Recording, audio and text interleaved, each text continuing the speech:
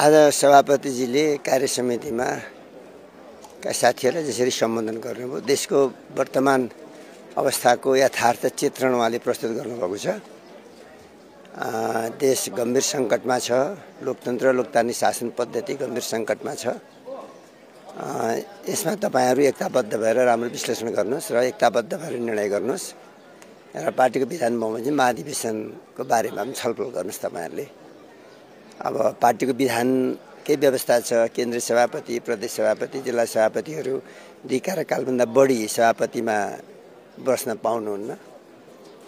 त्यो उहाँले पहिले पनि भन्नुभएको आगामी 15 महाधिवेशनमा म सभापति उम्मेदवारै होइन, तर त्यो 15 महाधिवेशनबाट सत्ता हस्तान्तरण हुने नै हो। त्यो 15 महाधिवेशनको तयारी विधान बमोजिम तपाईहरुले गर्नुहोला भन्नुभयो। त्यो एउटा राम्रो, यी सबै कुरा हेर्दा देशको यथार्थ चित्रण पनि छ, पार्टीलाई भन्नुपर्ने कुरा पनि उहाँले भन्नुभइरहेछ। विशेष महाधिवेशन माग्नेहरूलाई चाहिँ उहाँले नियमित तर्फै संकेत गर्नुभयो र विशेषको आवश्यकता छैन भन्ने प्रष्ट सन्देश त दिनुभयो।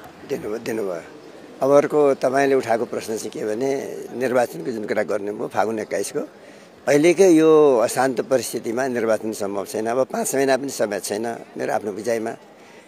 र म चाहन्छु सरकारले जादुको छडी चलाओस्, देशमा शान्ति सुरक्षाको व्यवस्था गरोस्, सुरक्षा निकायहरूको मनोबल उच्च बनाओस्।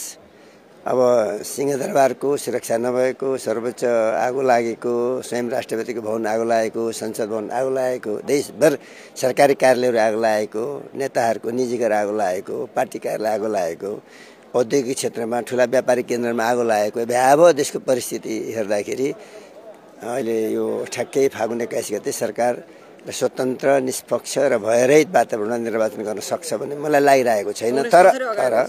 तर हामी सरकारलाई भन्छौँ शान्ति सुरक्षाको प्रबन्ध राम्रो गर्नुहोस्। तर शान्ति सुरक्षाको बहाना बनाएर कांग्रेस चुनावसँग डराएको हो कि भनेर प्रश्न गर्नेहरू पनि छन्।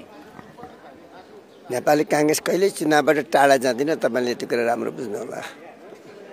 तर निर्वाचन चाहिँ के छ भने अशान्त वातावरण निर्वाचन होस् भन्ने कांग्रेस कहिले चाहँदैन। के त नेकपा एमाले जस्तो तपाईहरु संसद पुनर्स्थापनाको एजेन्डा बोकेर आन्दोलनमा जानुहुन्छ? यो निर्णय गैर संवैधानिक हो भनेर हामी निर्णय गरेका छौं, तर सर्वोच्च अदालत जाने बाटो त सबैलाई ढोका खुला छ। यो सार्वजनिक इस्यु हो, हामीले त्यो ढोका बन्द गर्न चाहदैनौं। तर हामीहरु निर्वाचनमा जानुपर्छ भन्ने हाम्रो निर्णय हुन्छ। निर्वाचनमा जानका लागि हामी सरकारलाई भन्छौं निर्वाचन स्वतन्त्र, निष्पक्ष, भयरहित वातावरणमा हुने तपाईले वातावरण तयार पार्नुहोस् भन्छौं। यो सरकारको दायित्व हो।